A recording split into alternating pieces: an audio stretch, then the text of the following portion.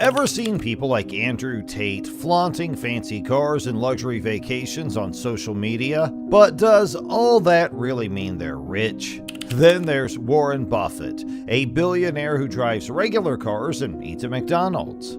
The rich stay quiet, the poor show off. Ultra-rich people don't spend a lot, even though they have a ton of money. Stick around and I'll tell you why billionaires seem to act poor and how it helps them financially.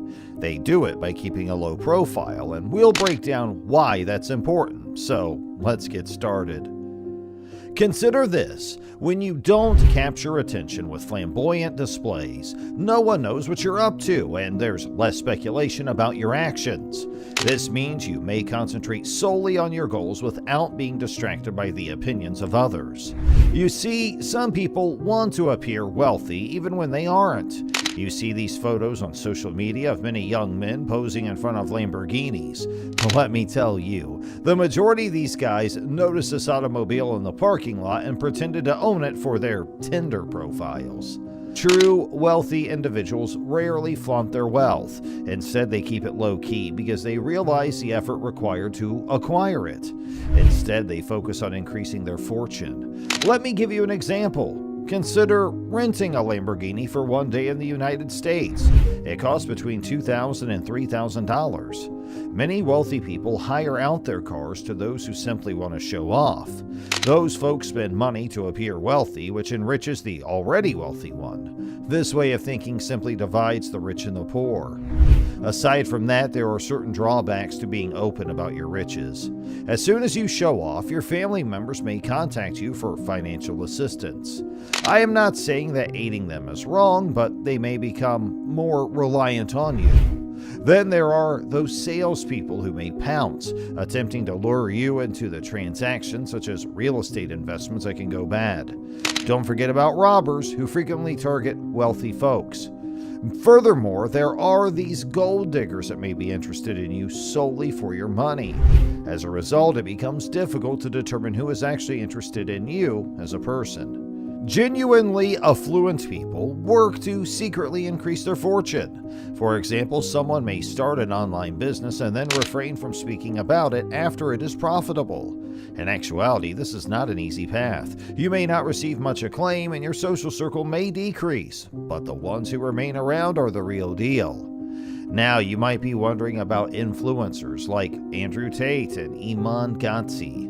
They display their money for a reason. It's called branding and marketing. This technique allows them to establish an audience and then sell courses that add to their wealth. However, the important point is that they would not want things they couldn't truly afford, especially when they weren't as affluent. Their acts are all motivated by a desire to increase their earnings. So aside from the fact that you want to appear wealthy, why do you brag? I bet it's nothing, guys.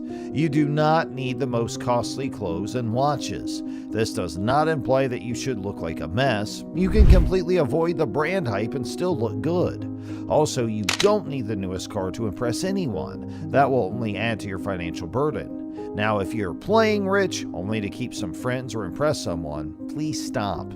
Seriously, if they solely want your money, they aren't actual friends.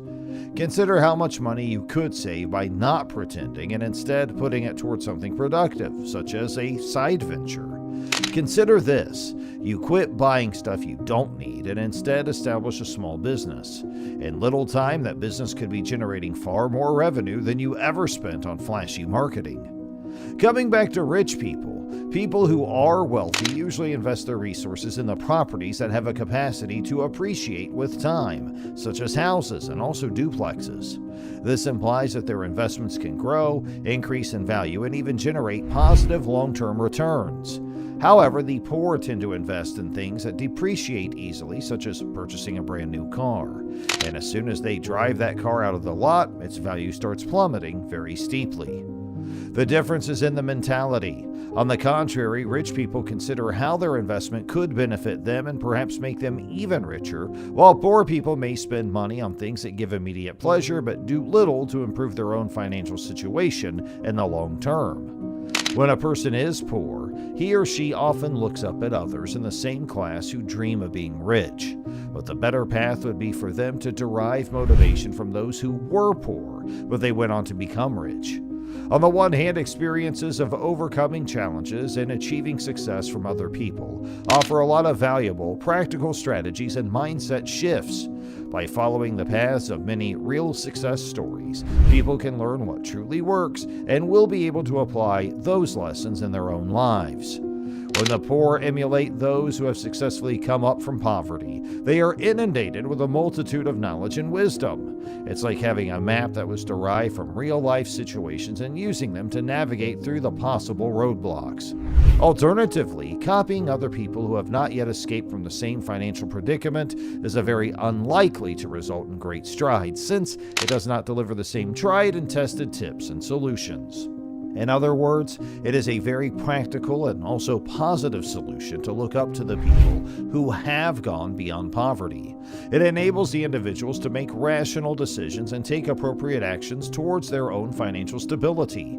On the contrary, mimicking those who stay in a similar predicament may not provide the redemptive instruction that is necessary to escape from this vicious cycle of poverty. Let us explore the clever habits of the wealthy people that give them an edge over others. It's not just about magic, but practicing the methods that give remarkable outcomes. One important habit is learning how to practice delayed gratification. Instead of making hasty decisions, the rich ones are more patient. This method helps them to set aside the funds for significant investments that are worthwhile, avoiding unnecessary expenditure on trifling things. Another crucial habit is their adept handling of debts. Rich individuals don't let debts loom over them. Instead, they proactively pay them off, ensuring they remain unburdened. This financial discipline allows them to maintain a sense of freedom and control over their resources. By prioritizing responsible financial practices like these, affluent individuals set themselves on a path of long-term financial stability and success. Third, investment is their interest. They invest in assets that grow over time, such as real estate or equities. Fourth, they are bookworms. They read books to improve their cognitive abilities and financial acumen. However, students do more than just read the books. They also apply what they learn. Last but not least, they take care of their bodies by exercising and being healthy, since they understand that feeling good allows them to think better. What's the point of becoming a millionaire if you're not healthy? These habits might seem simple, but they are building blocks for a better tomorrow, and that's what gives rich people an edge and helps them to land into that 1% club. Listen to this Will Rogers quote. "Too many people spend money they earn to acquire items they don't want or to impress people they don't like." He did say that, minus the F-bombs. But seriously, this intelligent phrase describes a prevalent practice in which people spend their hard-earned money on stuff they don't truly want or need. This spending is typically motivated by a desire to impress people they may not actually care about. You see, wealthy people are confident without the need to show their wealth. When you're fully confident in your money, there's no need to demonstrate it to others. The notion is that if you're aware of your accomplishment, you won't feel compelled to go to great measures to prove it. Warren Buffett exemplifies this habit with diligence. And there you have it. Hey, if you liked today's video, please make sure you subscribe for more amazing content.